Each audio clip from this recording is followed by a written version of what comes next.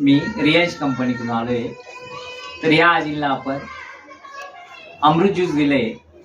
तर त्या अमृत ज्यूस मुळे आजींना काय काय फायदा झाला हे त्यांच्या जुबानीच आपण ऐकूया. हा, सांगा आजी, तुम्हाला या बाटलीमुळे काय फरक जाणवला? कमरात फरक पडला. हा, अजून? हात पाय चालत नव्हते कधी कधी. हा, तो फरक पडला. तुम्ही उठून बसत होता का? उठता येत नव्हतं मला.